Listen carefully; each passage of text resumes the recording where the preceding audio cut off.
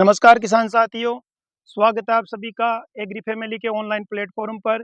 किसान साथियों, आज अपन बात करेंगे तनाछेदक यानी कि स्टेम बोरर के बारे में। यह खरीफ की फसलों का प्रमुख कीट है। यह कीट प्रमुख रूप से बाजरा, ज्वार और मक्का में नुकसान पहुंचाता है।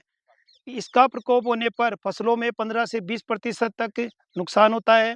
अत्यधिक प्रकोप होने पर कई बार फसलों में ज़्यादा नुकसान भी हो जाता है। तो किसान भाई किस प्रकार इस कीट के प्रकोप से अपनी फसलों को बचाए, और साथ ही किसान भाई यह पता कैसे लगाए कि अपनी खड़ी फसल में किस कीट का प्रकोप है। इन तमाम बातों के बारे में आज अपन इस वीडियो में जानेंगे। साथ ही अपन इसके नियंत्रण के बारे में आपको विस्तार से बताएंगे, तो बने रहिए इस वीडियो में। और अभी तक जिन किसान भाइयों ने हमारे चैनल को सब्सक्राइब नहीं किया है तो सब्सक्राइब कर लेवे, जिससे कि हमारी जब भी हम कोई नई वीडियो डालें तो उसकी नोटिफिकेशन आपके पास सबसे पहले पहुंच जाए। बात करें अपन किसान साथियों इस कीट की नुकसान की जो अवस्था होती है, जो इसकी लार्वा स्टेज यानी कि जो सूंडी स्टेज होती है वो फसलों को नुकसान पहुंचाती है। यह जो सूंडी अवस्था पौधे के तने में छेद करके अंदर घुस जाती है और उत्तकों को यानी टिश्यूज को खाना शुरू कर देती है, और जो ऊपर की नई कोपले होती है पौधे की उनको सबसे पहले खाती है। और जैसे जैसे सूंडी बड़ी होती है वो अंदर तक जाके तने को खाना शुरू कर देती है, जिसके कारण पौधा सूख जाता है। जैसा कि किसान साथियों आप देख सकते हो, ये पौधे पीले पड़े हुए हैं और इनको बीच में से तना छेदक का प्रकोप है इस खेत में। ये पत्तियां देख लो आप, और इधर से आप देख सकते हो ये भी जली हुई है। और इधर देखिए आप, ये पौधा पूरा सूखा दिखाई दे रहा है।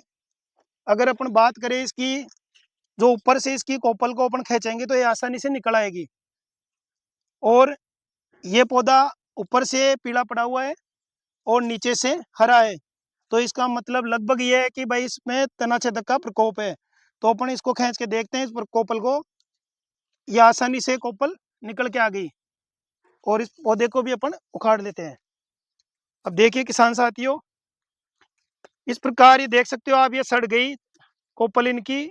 इसमें तनाछेदक का प्रकोप है और नीचे का जो हिस्सा है वो हरा है।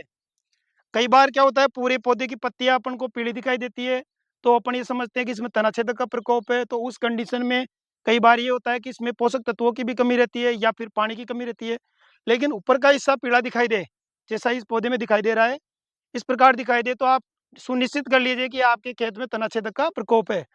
तो आप देख सकते हैं ये नुकसान की जो स्टेज इनकी, इसके बाद में पौधा कहीं आगे पनप नहीं पाएगा।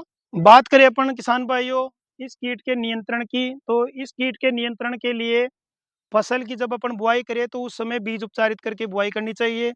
बीज उपचार के लिए इमिडाक्लोप्रिड 600 एफएस की 8 ml मात्रा प्रति किलोग्राम बीज के हिसाब से बीज उपचार करके बुआई करें।